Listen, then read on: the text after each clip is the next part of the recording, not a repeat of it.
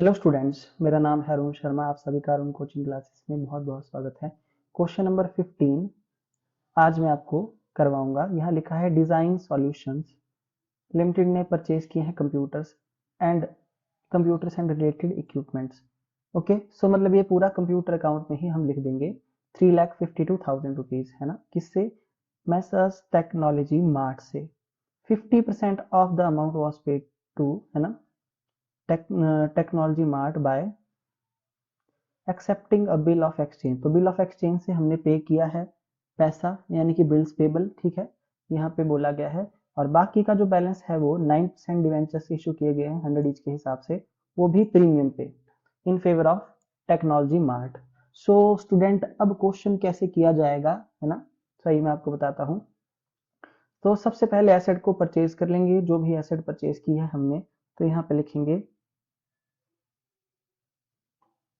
Computers, है ना। So computer account debit, computer account को डेबिट करेंगे हम यहाँ पे। ठीक है, और यहाँ पे जो है नाम लिख देंगे मैसर्स टेक्नोलॉजी मार्ट।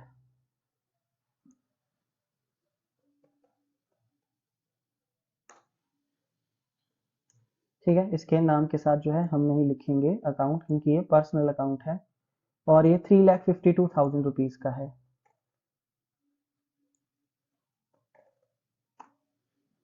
ओके, तो यहाँ लिख देंगे बीइंग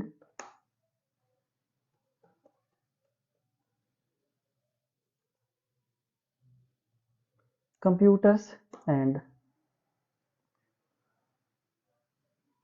रिलेटेड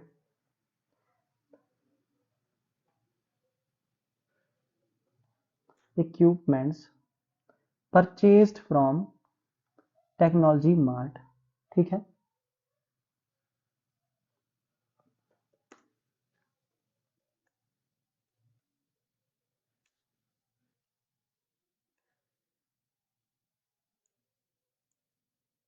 सो ये थी हमारी फर्स्ट एंट्री। उसके बाद यहाँ बोला गया है कि 50% अमाउंट पे कर दिया है हमने, है ना, बिल्स ऑफ एक्सचेंज से, यानी कि बिल्स पेबल का यूज किया गया है यहाँ पे। तो यहाँ पे हम लिखेंगे वेंडर का नाम, है ना, इसको करेंगे हम डेबिट। तो वेंडर को कर देंगे हम यहाँ पे डेबिट, और यहाँ पे क्रेडिट करेंगे टू बिल्स पेबल। ठीक है, सो स्टूडेंट यहाँ पे आप देख सकते हैं कि 3,52,000 की पेमेंट है, मल्टीप्लाई बाय करेंगे 50/100 से, क्योंकि इनकी 50% की पेमेंट जो है वो किसके थ्रू की गई है, यहाँ पर 50% की पेमेंट की गई है बिल्स पेबल, यानी कि बिल्स ऑफ एक्सचेंज के थ्रू। तो 3,52,000 डिवाइडेड बाय, मैं 2 कर दूं डायरेक्ट, तो 1,76,000 रुपीज बनता है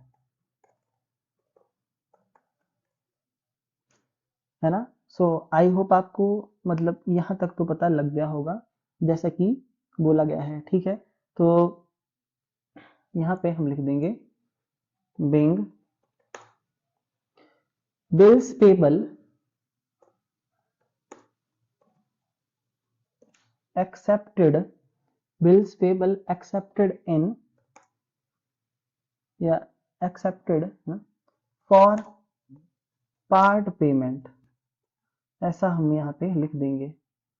ठीक है, उसके बाद नेक्स्ट यहाँ पे जो पेमेंट की गई है ना, पार्ट पेमेंट, बाकी की जो बच जाती है यहाँ पे आपके पास, सो वो कैसे की गई है यहाँ पे, देखिए वो की गई है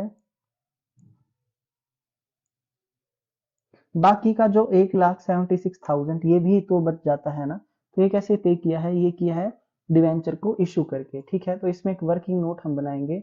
ओके, तो ये नंबर ऑफ डिवेंचर इशूड हम निकालेंगे स्टूडेंट, ये कैसे कैलकुलेट करेंगे सही, मैं आपको करके दिखाऊंगा अभी, है ना। तो आप भी यहाँ पे लिख दीजिए वर्किंग नोट, ये बहुत जरूरी है, ये आपको बनाना ही पड़ेगा, है ना। ओके जी, वर्किंग नोट नंबर 1, देखिए हाफ पेमेंट बच गई है 1,76,000 की, है ना। तो मैं यहाँ पे इसको ऐसे भी लिख सकता हूँ, देखिए तो पूरा अमाउंट पे करना है मैंने कितना, 3,52,000, है ना। उसमें से मैंने 1,76,000 पे कर दिया है। बाकी का जो पे करना है ना, 1,76,000, वो कैसे पे करना है, 100 ईच के एट अ 10% ऑफ प्रीमियम, मतलब 110 रुपये इशू प्राइस आएगा, है ना। तो यहाँ पे 110 से डिवाइड होगा फिर। ओके, तो आपकी 3,52,000 minus 1,76,000 divided by 110 is equal to 1600। तो यहाँ पे जो नंबर ऑफ डिवेंचर्स अब आपके पास आ रहे हैं वो है 1600 इस केस में, इस क्वेश्चन के अंदर। सो आई होप आपको मतलब अंडरस्टूड हो गया होगा, इतना आपको लग गया होगा पता कि मैंने कैसे कैलकुलेट किया। ठीक है, तो यहाँ पे अब देखिए मैं एंट्री कैसे पास करूंगा। यहाँ लिखूंगा मैं 2, कितने परसेंट डिवेंचर्स हैं ये, 9%, टू 9% डिवेंचर्स अकाउंट। तो यहाँ पे पैसा कैसे आएगा, 1600, है ना, मल्टीप्लाई बाय 100। ठीक है, और उसके बाद प्रीमियम, प्रीमियम क्रेडिट होगा अलग से, to securities premium reserves account. Okay, 1600 multiply by 10। Okay, तो यहाँ हम लिख देंगे 1,60,000 और यहाँ लिखेंगे 16,000। ठीक है, ओके जी। तो यहाँ पे लिख देंगे हम balance amount paid to technology mart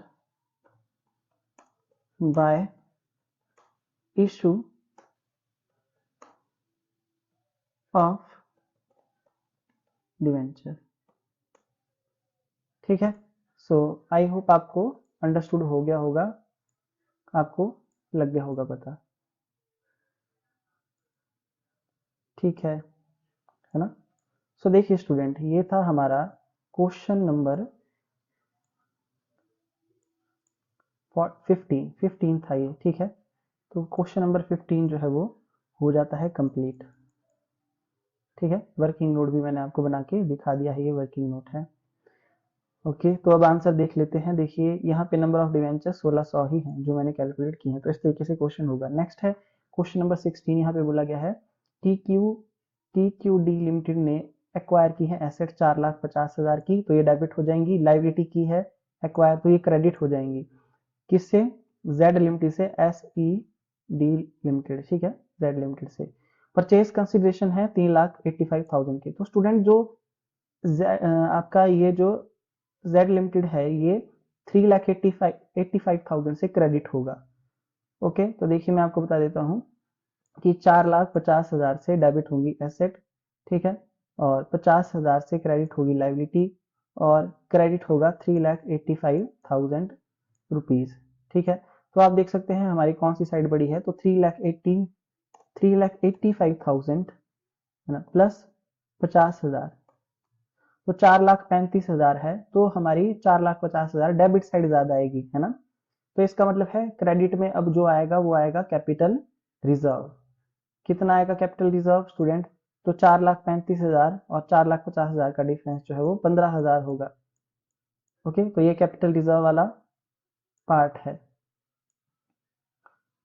ठीक है, तो इसको भी मैं आपको मतलब करवा ही देता हूँ, बट मैं आपको करवाऊंगा नेक्स्ट वीडियो में। आज के लिए इतना ही, थैंक यू सो मच।